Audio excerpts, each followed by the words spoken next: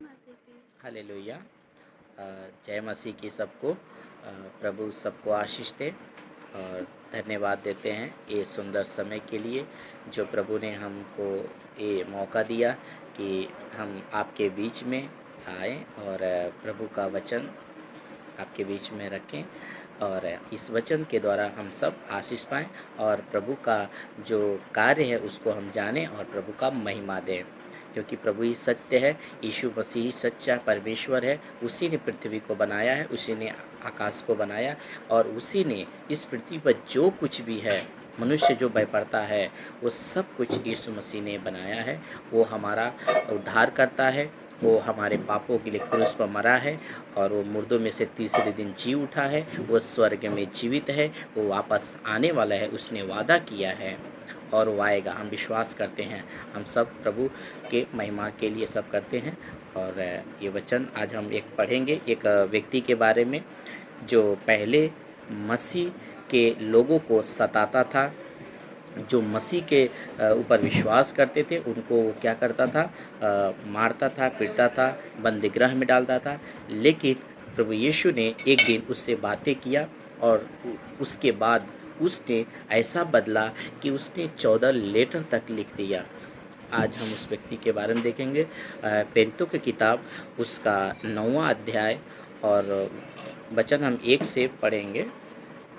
Saul जो अब तक प्रभु के चेलों को धमकाने और घात करने की धुन में था, महायाजक के पास गया और वचन 2 उससे दमिश्क के आराधनालय के नाम पर इस अभिप्राय की चिट्ठी मांगी कि क्या पुरुष क्या स्त्री जिन्हें वह इस पंथ पर पाए उन्हें बांधकर यरूशलेम ले आए।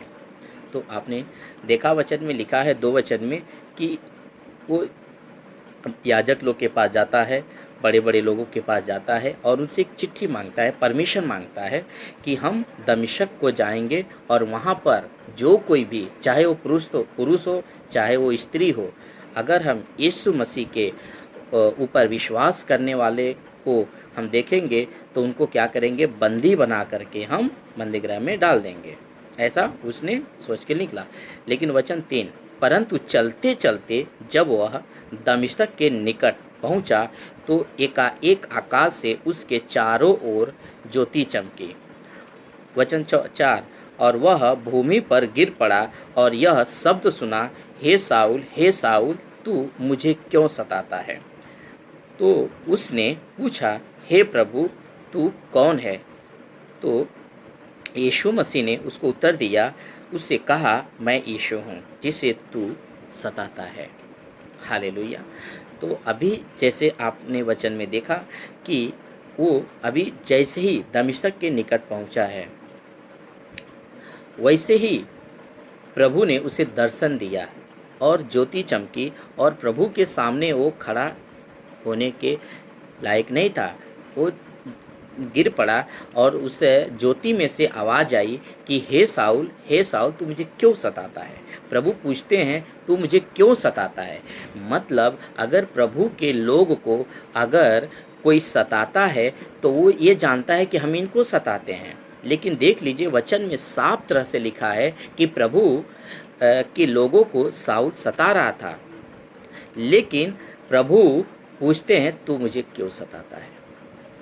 इसका मतलब कि अगर कोई प्रभु के लोग को सताता है तो वो समझता है कि मैं इस व्यक्ति को सता रहा हूँ, लेकिन वो ये नहीं जानता कि वह सृष्टिकर्ता प्रभु को सताता है। हालेलुया। और तुरंत वचन 6 में अब उठकर, प्रभु ने कहा, अब उठकर नगर में जा और जो तुझे कहना है वह तुझसे कहा जाएगा। प्रभु कहते हैं जा, अब तू उठकर जा और जो कुछ कहना है वह तुझे कहा जाएगा। वचन 7 जो मनुष्य उसके साथ थे, मतलब साउल के साथ में जो मनुष्य थे वो अवाक रह गए, मतलब हक रह गए, मतलब उनको शॉक हो गया कि क्या हो रहा है। हाँ, अचंभित हुआ, उनको शौक रह गए। क्यों रह गए इसका देखिए, क्योंकि शब्द तो सुनते थे परंतु किसी को देखते न थे। उन लोग ने आवाज़ सुना कि हाँ साउल तू मुझे क्यों सताता है, ये शब्द उनके कान तक आया, पर वह किसी को देख नहीं पाए। ये उन लोगों को सोच करके बहुत अचंभित हुआ कि ये क्या हो रहा है। वचन 8, तब साउल भूमि पर से उठा, परंतु जब आंखें खोली तो उसे कुछ भी दिखाई न दिया। वो उसका हाथ पकड़ के दमिश्क में ले गए। देखिए, जब प्रभु के सामने पड़ा और उसके बाद जब ये उठा और आंखें खोला तो ये खोल नहीं सका, ये अंधा बन के रहा। वचन 9, वह 3 दिन तक न देख सका और न खाया और न पिया। 3 दिन तक वो देख भी नहीं सका, 3 दिन कुछ खाया पिया भी नहीं। तब दमिश्क में हनन्याह नाम का एक चेला था। किसका? प्रभु यीशु का। उससे प्रभु ने दर्शन में कहा, हे हनन्याह। उसने कहा, हाँ प्रभु। तब प्रभु ने उससे कहा, उठकर उस गली में जा जो सीधी कहलाती है, और यहूदा के घर में साउल नामक एक तरसुस वाली को पूछ, क्योंकि देख वह प्रार्थना कर रहा है। आप जब प्रार्थना करते हैं तो आपको सामने ऐसा लगता है कोई देखता नहीं है, लेकिन देख लीजिए यहाँ पर प्रभु गवाही दे रहे हैं खुद। किससे? हनन्याह से, कि तू जा और उस नगर में सीधी जो कहलाती है उस नगर में जा, क्योंकि देख वो व्यक्ति क्या कर रहा है? प्रार्थना कर रहा है। तो आप जब भी प्रार्थना करते हैं तो विश्वास से प्रार्थना करें। कोई आपकी प्रार्थना को देखे या ना देखे मायने ये नहीं रखता है। वचन कहता है कि प्रभु आपकी प्रार्थना सुन रहा है। साउल की प्रार्थना प्रभु सुन रहे थे, इसलिए हनन्याह को कहे कि देखो वो व्यक्ति प्रार्थना कर रहा है। और उसने हनन्याह नाम एक पुरुष को भीतर आते देखा और अपने ऊपर हाथ रखते देखा, ताकि फिर से दृष्टि पाए। हनन्याह ने उत्तर दिया, हे प्रभु, मैंने इस पुरुष के विषय में बहुत से सुना है कि इसके यरूशलेम में तेरे पवित्र लोगों के साथ बड़ी बड़ी बुराइयां की है। ये हनन्याह प्रभु से कह रहा है कि प्रभु, इस व्यक्ति के बारे में मैं जानता हूँ कि ये व्यक्ति आप पवित्र लोगों को, जो कोई आपके ऊपर भरोसा करता है, विश्वास करता है, उसको ये व्यक्ति सताता है। लेकिन प्रभु क्या जवाब देते हैं? और यहाँ भी इसको प्रधान याजकों की ओर से अधिकार मिला है कि जो लोग तेरा नाम लेते हैं उन सबको बांध ले। वचन 15 में, परंतु प्रभु ने क्या उत्तर दिया? देखिए, प्रभु ने उससे कहा, तू चला जा, क्योंकि वह तो अन्य जातियों और राजाओं और इजरायलियों के सामने मेरा नाम प्रकट करने के लिए मेरा चुना हुआ पात्र है।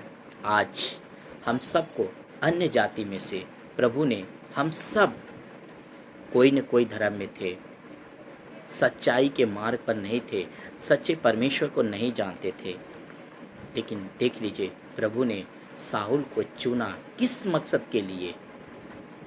अन्य जातियों, लिखा है अन्य जातियों राजाओं, हम वचन 15 वापस पढ़ेंगे। परंतु प्रभु ने उससे कहा, तू चला जा, क्योंकि वह तो अन्य जातियों और राजाओं और इजरायलियों पर मेरा नाम प्रकट करेगा। हम सबको प्रभु ने क्यों चुना है? एक मकसद है प्रभु का। हम सबको प्रभु ने ऐसा एंजॉय करने के लिए नहीं चुना है। हम सबको प्रभु ने चुना है इसलिए है कि बड़े लोगों के सामने भी हम लोग प्रभु का नाम का प्रकट करें, बताएं कि हाँ, यीशु मसीह परमेश्वर है, यीशु हमसे प्यार करता है, स्वर्ग का जीवन देता है, मार्ग, सच्चाई और जीवन केवल प्रभु यीशु मसीह है। इसलिए प्रभु हम सबको ये संसार से चुनकर अलग किया है। आज ये साउल इतना विरोधी था यीशु मसीह का कि नाम तक से इसको नफरत था, फिर भी प्रभु ने इसी को चुना और इसी से नाम अपना प्रकट कराया। वचन 16, और मैं उसे बताऊंगा कि मेरे नाम के लिए कैसा कैसा दुख उठाना पड़ेगा। कैसा कैसा दुख उठाना, हम लोग को दुख उठाना है। आप ये मत समझिए कि हम लोग को दुख नहीं मिलेगा। प्रभु ने साफ कह रहे हैं कि मैं उसको बताऊंगा कैसा कैसा दुख उठाना है। तब हनन्याह उठकर उस घर में गया और उस पर अपना हाथ रख कर कहा, हे भाई साउल, प्रभु अर्थात यीशु जो उस रास्ते में जिसे तू आया तुझे दिखाई दिया था, उसी ने मुझे भेजा है कि तू फिर दृष्टि पाए और पवित्र आत्मा से भरपूर हो जाए। और तुरंत तुरंत उसकी आंखें से छिलके से गिरे और वह देखने लगा और उठकर बपतिस्मा लिया और फिर भोजन करके बल पाया। इसको जैसे प्रभु ने बताया, हाथ रखो, वो हाथ रखा हनन्याह भविष्यकर्ता ने और वह देखने लगा और तुरंत उसने कुछ सवाल नहीं किया। उसी प्रभु यीशु मसीह के नाम से उस दिन वो बपतिस्मा लिया और पवित्र आत्मा पाया। और देख लीजिए वो क्या किया, वह कई वचन हम 20 को पढ़ेंगे। और वह तुरंत आराधनालय में गया, यीशु का प्रचार करने लगा कि वह परमेश्वर का पुत्र है। हालेलुया। अब तक वो प्रभु यीशु मसीह का विरोधी था, लेकिन वचन 20 में आप देख लीजिए, खुद ये अपने मुंह से पौलुस कहता है तुरंत कि ये परमेश्वर का पुत्र है, यीशु मसीह परमेश्वर का पुत्र है। Hallelujah, hallelujah. अगर परमेश्वर तब आपके विरोधी को बदल सकता है तो आज भी वो योग्य है कि आपके विरोधी को बदल सकता है। आप इससे ये मत चिंता करिए कि आपका विरोधी मनुष्य है, आपका विरोधी सिर्फ शैतान है। आप अगर कोई आपके विरोध में बात करता है, आपको सताता है, आपको दुख होता है, आप निराश मत होइए मेरे भाइयों, निराश मत होइए मेरे बहनों। प्रभु आपके साथ है। भरोसा रख करके प्रभु का सेवा कीजिए, प्रभु का वचन का पालन करिए, पवित्र जीवन बिताइए और प्रभु का एक एक वचन का अपने दिमाग में, अपनी हृदय में बसा कर रखिए। घुटने मत टेकिए। आपके सामने समस्या आएंगी, तकलीफ़ें आएंगी, दुख आएंगे, पर दुखी नहीं होना है।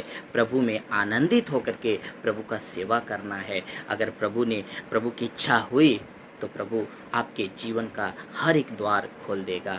आप पे कोई मकसद के साथ मत प्रार्थना करिए कि हमें ये पूरा होगा तो प्रभु को हम ग्रहण करेंगे। प्रभु आपसे प्यार करता है, आपको अनंत काल का जीवन देता है। हम यहाँ पर ज़्यादा दिन जीवित रहने के लिए हम नहीं आए हैं। ज़्यादा से ज़्यादा हम अगर बहुत अच्छे से खाते हैं, पीते हैं, स्वस्थ रहते हैं तो हम 100 साल जी सकते हैं, 120 साल जी सकते हैं। उसके बाद वचन में लिखा है कि हमारा शरीर मिट्टी है और मिट्टी में मिल जाएगा। हमें उसी परमेश्वर के सिंहासन के सामने खड़ा होकर के इस जीवन का सारा चाहे वो अच्छा हो चाहे बुरा हो, हमको न्याय देना है, परमेश्वर के सामने हिसाब देना है। लेकिन हमारा उद्धार कराना बहुत ज़रूरी है, क्योंकि हमारा उद्धारकर्ता केवल यीशु मसीह है। आप वचन प्रेरितों की किताब उसका 4था अध्याय और वचन 12 में पढ़ेंगे तो वहाँ पे लिखा है कि आकाश के नीचे मनुष्यों में दूसरा कोई नाम नहीं दिया गया जिसके द्वारा मनुष्य का उद्धार हो सके। केवल यीशु मसीह के नाम से ही हमारा उद्धार होता है। जब हम अपने मुंह खोल करके और प्रभु को अपना उद्धारकर्ता और अपना मुक्तिदाता करके ग्रहण करते हैं, मन से विश्वास करते हैं, तो प्रभु हमारे पाप को क्षमा करता है। चाहे हमने बड़ा पाप किया हो, छोटा पाप किया हो, प्रभु हमारे पाप को क्षमा करता है। मेरे भाइयों, आप प्रभु में बढ़िए। और जैसा ये देख लीजिए कि आपका जैसा पौलुस विरोधी था और परमेश्वर ने इसको बदल दिया। ये तुरंत कहता है कि मसीह यीशु परमेश्वर का पुत्र है। और देख लीजिए वचन 21 में, तब सुनने वाले चकित होकर कहने लगे। कौन? ये लोग जो प्रभु को मानते थे। ये सुनने वाले चकित होकर क्या कह रहे हैं? वो व्यक्ति नहीं है। देखिए वचन 21 में, तब सुनने वाले चकित होकर कहने लगे, क्या ये वही व्यक्ति नहीं है जो यरूशलेम में उन्हें जो इस नाम को लेते थे, देखिए इस नाम को लेते थे, नष्ट करता था, और यहाँ भी इसीलिए आया था कि उन्हें बांध कर प्रधान याजकों के पास ले जाए। साफ करें, यहाँ भी ये इसी मकसद, ये लोग जानते थे कि यहाँ भी इसी मकसद से आया था कि ये जो कोई यीशु के ऊपर विश्वास करता है इसे बांध करके और महायाजक और प्रधानों के पास ले जाए ताकि इनको ये लोग दंड दें, बंदी गृह में डालें। तो मेरे भाइयों, आप डरिए मत। कोई आपको दुख देता है, तकलीफ देता है, तंग करता है, मत डरिए। आपस में प्रेम रखिए। भाई भाई का कभी विरोधी ना होइए। हम सब क्या हैं? पिता के बच्चे हैं। हम सब एक ही भाई हैं। हम सब एक ही पिता ने हम सबको क्या किया? अलग अलग भाग्य दिया है, अलग अलग स्थान पर रखा है। हम सबको प्रभु के सामने हिसाब देना पड़ेगा। इसलिए हम सब आत्मा सच्चाई से प्रभु की आराधना करके प्रभु का धन्यवाद करते हुए हम उसके वचन पर विश्वास करें और उसका जितना जिसको आवश्यकता है प्रभु हम सबका सेवा करें, प्रभु का हम लोग सेवा करें। इस प्रभु इतना प्रभु ने हमको मौका दिया आप लोगों के बीच में बात करने के लिए, इसके लिए हम धन्यवाद करते हैं प्रभु यीशु मसीह को। और मेरे भाइयों, ये जहाँ जितना सा हो सके जब ये अपलोड हो करके ये वीडियो चैनल पे जाएगा तो आप लोग कृपया, अगर आप लोग को अच्छा लगे तो प्रभु आप लोग को आशीष करें और ये चैनल को सब्सक्राइब कीजिएगा, शेयर भी कीजिएगा, ताकि ये बातें, छोटी छोटी बातें प्रभु की जो है लोगों के पास पहुँचे और वो लोग भी विश्वास में बढ़ें कि सच में प्रभु यीशु मसीह परमेश्वर है, वो हमारा उद्धार करता है, वो हमारा मार्ग है, वो हमारा सत्य है, वो हमारा जीवन है। ऐसा वो लोग भी विश्वास करें। धन्यवाद। प्रभु आप लोगों को आशीष करें यीशु मसीह के नाम से। आमीन।